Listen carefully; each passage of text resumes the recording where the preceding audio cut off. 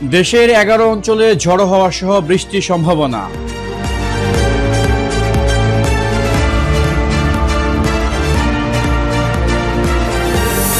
সোহাগ হত্যার ভিডিও আসা না পর্যন্ত সরকার কি করলো এমন প্রশ্ন রেখেছেন বিএনপির সহ আন্তর্জাতিক বিষয়ক সম্পাদক ব্যারিস্টার রুমিন ফারহানা।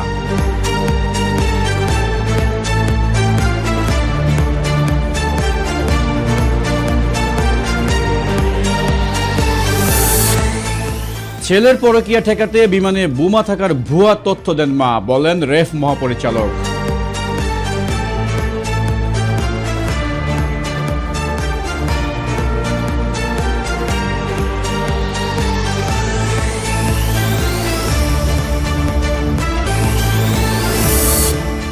এয়ার ইন্ডিয়া বিমান বিধ্বস্তে 260 জনের মৃত্যু, প্রতিবেদনে চাঞ্চল্যকর তথ্য উঠে এসেছে।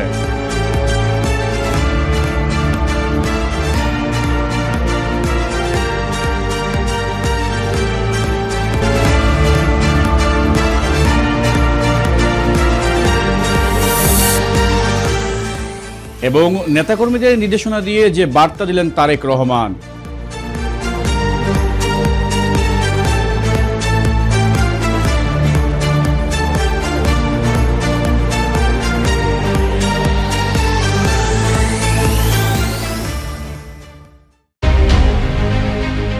পরকীয়া প্রেমিকাকে সঙ্গে নিয়ে উড়োজাহাজে করে ছেলের কাঠমান্ডু যাওয়া আটকাতে বোমা থাকার ভুয়া তথ্য জানান সেই ছেলেটির মা। এই বিমান যাত্রা ঠেকানোর পরিকল্পনায় ছিলেন ছেলেটির মা ও তার স্ত্রী। বোমা থাকার ভুয়া তথ্য দেওয়ার অভিযোগে 3 জনকে গ্রেফতার করা হয়েছে। ওই 3 জন হলেন বোমা থাকার ভুয়া তথ্য জানিয়ে ফোন করা ইমনের মা, স্ত্রী ও ইমনের বন্ধু। শনিবার রাজধানীর কারওয়ান বাজারে র্যাবের মিডিয়া সেন্টারে এক সংবাদ সম্মেলনে এসব তথ্য জানান র্যাবের মহাপরিচালক AKM শহীদুল রহমান। বিমান বাংলাদেশ এয়ারলাইন্সের ঢাকা থেকে কাঠমান্ডুগামী একটি উড়োজাহাজে বোমা থাকার হুমকির পর শুক্রবার বিকেলে ওই উড়োজাহাজে ব্যাপক তল্লাশি চালানো হয়। পরে উড়োজাহাজে কোনো বোমা পাওয়া যায়নি। উড়োজাহাজটি নিরাপদে কাঠমান্ডুর উদ্দেশ্যে ছেড়ে যায়। এ ব্যাপারে সংবাদ সম্মেলনে র্যাবের মহাপরিচালক বলেন, ইমন নামের এক ব্যক্তি পরকীয়া প্রেমিকের সঙ্গে বাংলাদেশের বিমানের একটি এয়ারলাইন্সে করে ঢাকা থেকে নেপালে যাচ্ছিলেন।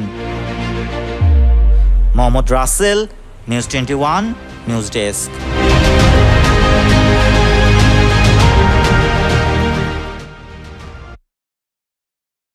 লন্ডনগামী এয়ার ইন্ডিয়ার উড়োজাহাজ গেল মাসে ভারতের আহমেদাবাদে দুর্ঘটনার শিকার হয়। ওই ঘটনায় 260 জনের প্রাণহানি ঘটে। ওই ঘটনার প্রাথমিক প্রতিবেদন প্রকাশ করা হয়েছে। বিস্তারিত ডেস্ক রিপোর্টে। লন্ডনগামী এয়ার ইন্ডিয়ার উড়োজাহাজ গেল মাসের ভারতের আহমেদাবাদে দুর্ঘটনার শিকার হয়। ওই ঘটনায় 260 জনের প্রাণহানি ঘটে। ওই ঘটনার প্রাথমিক প্রতিবেদন প্রকাশ করা হয়েছে। এতে দেখা গেছে উড্ডয়নের 3 সেকেন্ড পরে উড়োজাহাজটি ইঞ্জিনের জ্বালানি সুইচগুলো প্রায় একই সঙ্গে চালু অবস্থা থেকে বন্ধ হয়ে যায়। গত মাসে ওই উড়োজাহাজগুলো দুর্ঘটনায় 260 জন নিহত হন। শুক্রবার ভারতের এভিয়েশন দুর্ঘটনায় তদন্তকারীদের প্রকাশিত প্রতিবেদনে বলা হয়েছে, জ্বালানি সরবরাহ বন্ধ হওয়ার কারণে বোয়িং 787 ড্রিমলাইনারটি গতি দ্রুত কমতে শুরু করে এবং নিচের দিকে নামতে থাকে। প্রতিবেদনে বলা হয়েছে, ককপিট ভয়েস রেকর্ডারের একজন পাইলটকে অপর পাইলটকে জিজ্ঞেস করতে শোনা যায় তিনি কেন জ্বালানি বন্ধ করেছিলেন। জবাবে অপর পাইলট বলেন তিনি জ্বালানি বন্ধ করেননি। এসব কথা ক্যাপ্টেন নাকি ফার্স্ট অফিসার বলেছিলেন, প্রতিবেদনে তা উল্লেখ করা হয়নি। এছাড়া দুর্ঘটনার আগে ঠিক কোনো পাইলট মেডে সংকেত পাঠিয়েছিলেন সেটিও স্পষ্ট করা হয়নি প্রতিবেদনে। লন্ডনগামী ফ্লাইটটি কিভাবে কাফ আউট অবস্থানে চলে গেল তাও বলা হয়নি। Sejuti Das, news 21, news desk. বিএনপির ভারপ্রাপ্ত চেয়ারম্যান তারেক রহমান বলেছেন, আইনের শাসন, মত প্রকাশ, সংবাদপত্র ও বিচার বিভাগের স্বাধীনতা নিশ্চিত করতে পারলেই 1.5 যুগব্যাপী গণতান্ত্রিক আন্দোলনে শহীদদের আত্মদান সার্থক হবে। বিস্তারিত ডেস্ক রিপোর্টে।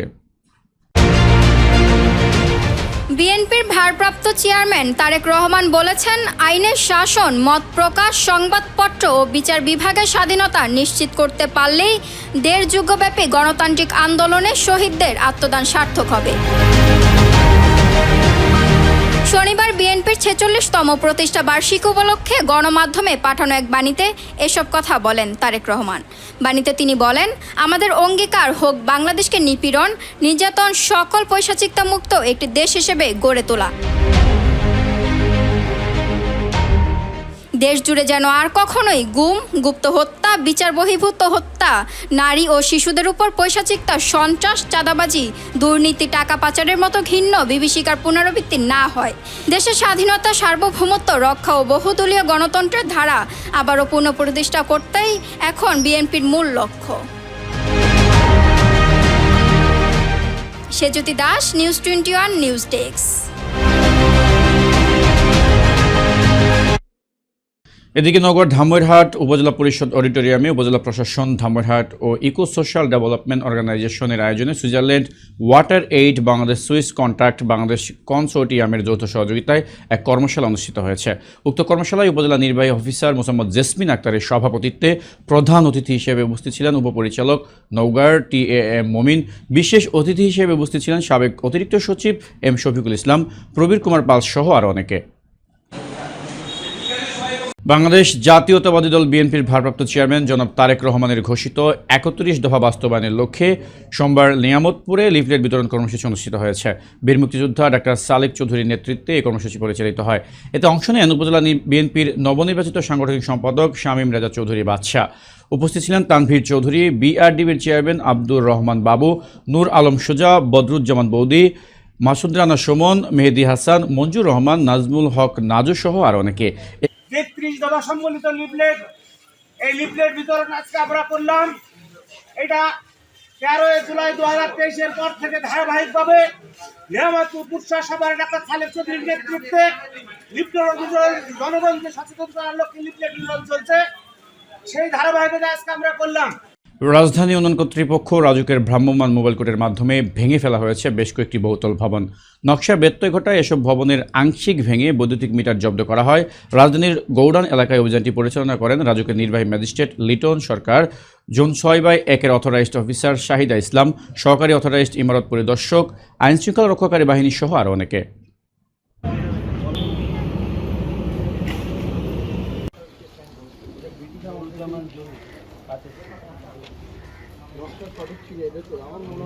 গণ অভ্যুত্থানের মাধ্যমে মাফিয়া দুর্নীতির সিস্টেম বদলের প্রতিশ্রুতি দেওয়া হলেও সেই সিস্টেম এখনও বহাল রয়েছে বলে মন্তব্য করেছেন এনসিপি আহ্বায়ক নাহিদ ইসলাম। তিনি বলেন, পুরনো সিস্টেমের পাহারাদার এখন নতুন দল, শুধু শেখ হাসিনার পতন নয়, সিস্টেম বদলের লড়াইয়ে আমরা নেমেছি। অভ্যুত্থানের নেতৃবৃন্দকে দুর্নীতি পরায়ণ হিসেবে আপনাদের সামনে সাব্যস্ত করার চেষ্টা করা হচ্ছে। যখন আমরা এই পদযাত্রা শুরু করছি, যখন আমরা প্রত্যেকটি জেলায় যাচ্ছি, যখন মানুষের বাদ ভাঙা উচ্ছ্বাস আমাদের প্রতি মানুষের স্রোতের মতো আমাদের মিছিলে এসে মিশতেছে, তখন আমাদের বিরুদ্ধে তৈরি হয়েছে ষড়যন্ত্র। জুলাই গণ অভ্যুত্থানের বিরুদ্ধে কোনো শক্তি দাঁড়ায়, তবে অবশ্যই তাদের সাথে আমাদের ঐক্য সম্ভব নয়। আমরা চাই আগামী দিনে এই পটুয়াখালী, এই উপকূলীয় অঞ্চলগুলো শক্তিশালী ঘাঁটি হিসেবে গড়ে তুলতে হবে। এদিকে পাবনার ঈশ্বরদী উপজেলার সাবেক যুবদল নেতা ও সাবেক ইউপি চেয়ারম্যান শরীফুল ইসলাম তুহিন 22 বছর কারাভোগ শেষে মুক্তি পেয়েছেন। সোমবার সকালে পাবনা জেলা কারাগার থেকে তিনি মুক্তি পান। কারাগারের সামনে তাকে বরণ করতে জড়ো হন কয়েক হাজার বিএনপি নেতাকর্মী। পরে তাকে মিছিল সহকারে জেলা বিএনপির কার্যালয়ে নিয়ে যাওয়া হয় এবং সেখানে সংবর্ধনা দেওয়া হয়। তার মুক্তির খবরে ঈশ্বরদীতে উৎসবের আমেজ দেখা গিয়েছে। এছাড়াও মোড়ে মোড়ে ব্যানার, পোস্টার আর আনন্দ মিছিলে মুখর ছিল পুরো এলাকা।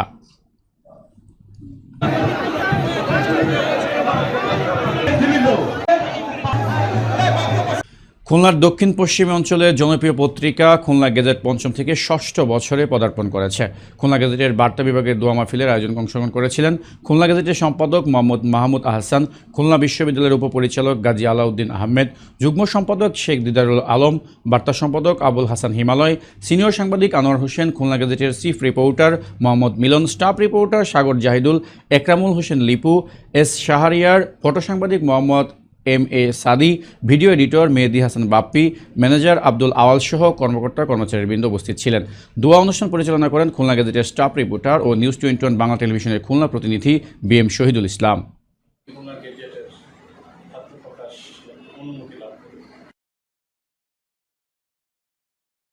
গাজীপুর সদর উপজেলায় এলডিপির মাঠকর্মী জাকির হোসেনের বিরুদ্ধে দুর্নীতির অভিযোগে মানববন্ধন করেছে ভুক্তভোগীরা। সোমবার বিকেলে উপজেলার পিরুজালি ইউনিয়নের পিরুজালি মধ্যপাড়া এলাকায় আঞ্চলিক সড়কে এই মানববন্ধন অনুষ্ঠিত হয়। পিরুজালি ইউনিয়নবাসী অভিযোগ করে বলেন, এলডিপি সংস্থার গবাদি পশুর মাঠকর্মী জাকির হোসেন গুরুতর দুর্নীতি করেছে। তাদের দাবি, জাকির হোসেন ফ্যাসিস্ট হাসিনাকে অনুসরণ করে ব্যাপক দুর্নীতিতে জড়িয়েছেন।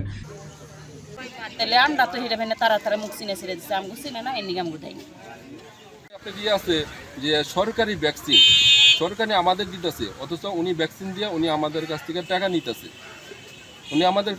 নিতেছে, এইরকম আমাদের দুর্নীতি আছে। এবং এক এক বাড়িতে 4টা-5টা করে আপনার সদস্য আছে, যার বাড়িতে মুরগি ছাগল বা গরু কিছুই নেই।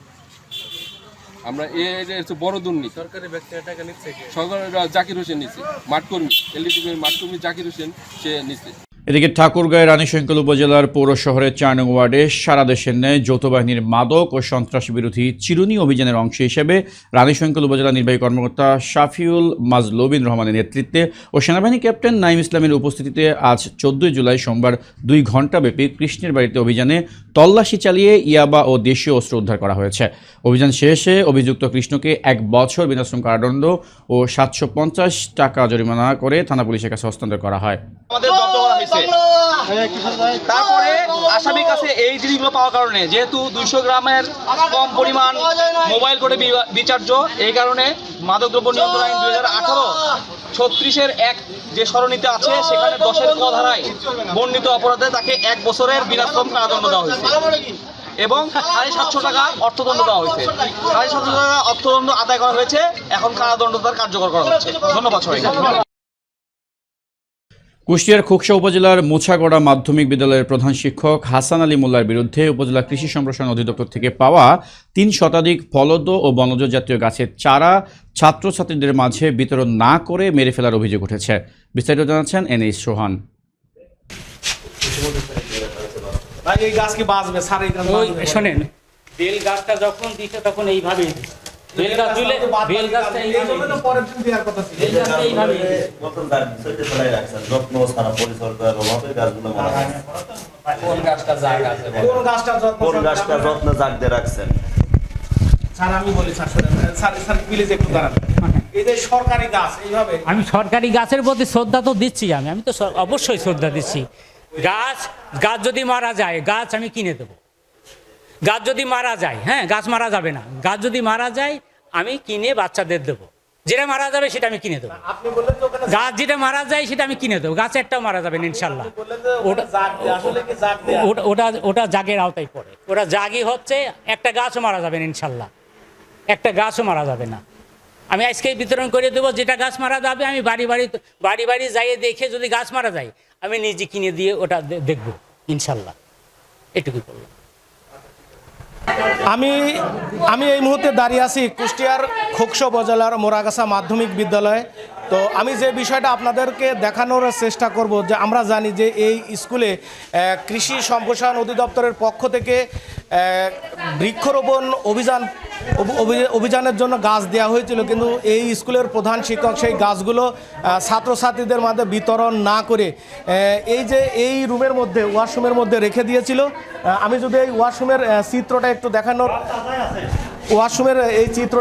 দেখানোর চেষ্টা করি, যে এখানে এই যে গাছগুলো মারা গিয়েছে, এই গাছগুলো হচ্ছে সরকারি গাছ, অর্থাৎ এই গাছগুলোর বয়স হচ্ছে 12 দিন। এই 12 দিন হলো স্কুলের প্রধান শিক্ষকের কাছে হস্তান্তর করা হয়েছে এই গাছগুলো। কিন্তু দেখেন গাছগুলোর কি অবস্থা। আজকে আমরা এই স্কুলে এসেছি, একটা তথ্যর ভিত্তিতে স্কুলে আমরা এসেছি। আসলে আমরা স্যারের কাছে জানার চেষ্টা করছিলাম যে এই গাছগুলো কেন বিতরণ করা হলো না। আসলে হেড স্যার তড়িঘড়ি করে এখন ছাত্রছাত্রীদেরকে ডেকে নিয়ে আসে এই গাছগুলো বিতরণ করছে। আমি আপনার কাছে একটু জানতে চাইবো, যদি একটু প্লিজ ঘুরতেন। আপনি এদিকে একটু এই গাছগুলো, এই যে এখন সাংবাদিকরা আসলো, সাংবাদিক আসার আগেই আমার এই বৃষ্টির জন্য এই কদিন দোয়া হয় না, এখন আসছে। আজকে দোয়াটা ছিল, সবাই আসছে, আবার আজকে বিতরণ করা হচ্ছে। প্রতিটা স্কুলে কিন্তু বিতরণ করা হয়েছে। সে ঠিক আছে, আমাদের উপস্থিতি কম ছিল বলে সেদিন বিতরণ করা হয় নাই। প্রধান শিক্ষকের নাম যদি একটু বলতেন, আপনি ক্যামেরা দিকে একটু ঘোরেন। মোহাম্মদ হাসান আলী মোল্লা। আপনার প্রধান শিক্ষকের নাম হাসান আলী মোল্লা, স্কুলের নাম যদি বলতেন? স্কুল মোরাগাছা মাধ্যমিক বিদ্যালয়। আসলে আমি একটি বিষয় আরেকটু ভালো করে জানানোর চেষ্টা করব যে যে স্কুলে আমি দাঁড়িয়ে আছি এটা হচ্ছে কুষ্টিয়ার খোকসা উপজেলার মোরাগাছা মাধ্যমিক বিদ্যালয়। এই মাধ্যমিক বিদ্যালয়ের প্রধান শিক্ষকের নাম মোহাম্মদ হাসান আলী মোল্লা। তার কাছে আমি একটা বিষয়ে জানতে চেয়েছিলাম যে আজ থেকে 12 দিন আগে কৃষি সম্প্রসারণ অধিদপ্তরের পক্ষ থেকে ছাত্রছাত্রীদের মাঝে বিতরণ করার জন্য কিছু গাছ, ফলজ এবং বনজ গাছ বিতরণ করা হয়েছিল। সেই গাছগুলো ছাত্রছাত্রীদের মাঝে বিতরণ করার কথা ছিল, কিন্তু আজকে আসলে আমরা এই তথ্য জানার জন্য এসেছিলাম যে আপনি এখানে রেখেছেন, এইভাবে রেখেছেন, গাছগুলো মারা গেছে। এই বিষয়টা জানার চেষ্টা যখনই করি তখনই আসলে প্রধান শিক্ষক মোহাম্মদ হাসান আলী মোল্লা তিনি তড়িঘড়ি করে ছাত্রছাত্রীদেরকে ডেকে এই গাছগুলো বিতরণ করছেন, কিন্তু এই গাছ আসলে অধিকাংশ গাছ মারা গিয়েছে। আসলে এই গাছ কেন ছাত্রছাত্রীদের মাঝে প্রধান শিক্ষক বিতরণ করেননি এর কোনো সদুত্তর তিনি আসলে দিতে পারেননি। আসলে কেন এই গাছগুলো এখানে রেখেছিলেন উনি বলছে যে গাছগুলো জাগ দিয়ে, আসলে গাছ কিন্তু কোনো গাছই কোনো গাছ জাগ দেওয়া নেই। আপনি একটু যদি আমি ক্যামেরার চোখে দেখানোর চেষ্টা করি যে এই যে সাংবাদিকদের উপস্থিতি টের পেয়ে সাংবাদিকদের উপস্থিতি দেখে তড়িঘড়ি করে ছাত্রছাত্রীদেরকে ডেকে এই গাছগুলো বিতরণ করছেন। এখানে আসলে এই স্কুলের ছাত্রছাত্রী উপস্থিত হয়েছেন। আসলে এই গাছগুলো কেন প্রধান শিক্ষক এভাবে রেখেছিল এটাই আমার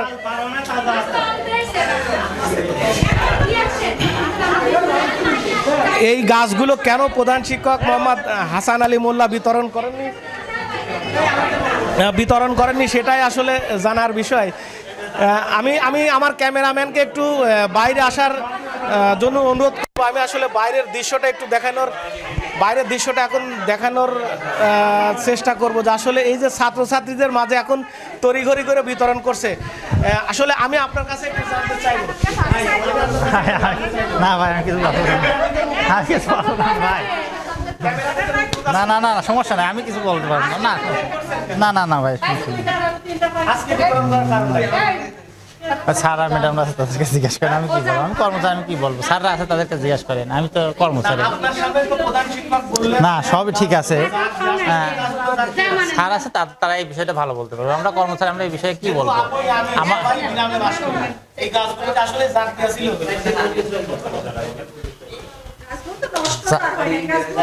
গাছগুলো ঠিক আছে, গাছগুলো হয়ে যাবে, গাছ ঠিক আছে হয়ে যাবে, ইনশাল্লাহ হয়ে যাবে, গাছের সমস্যা হয়নি।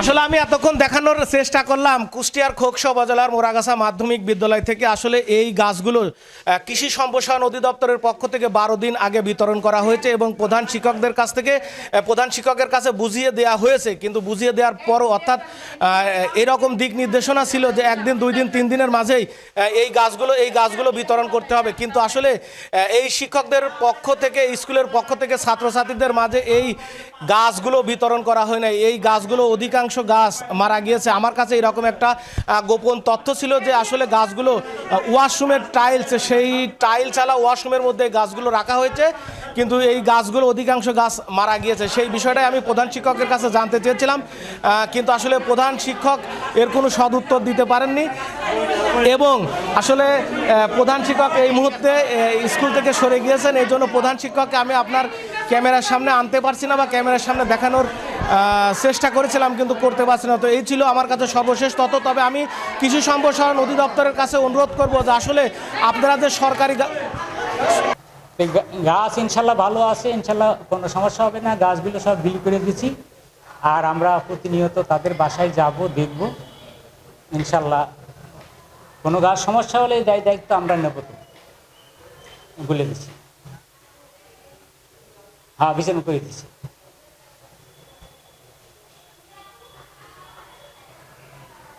আমার সামনেই আছে।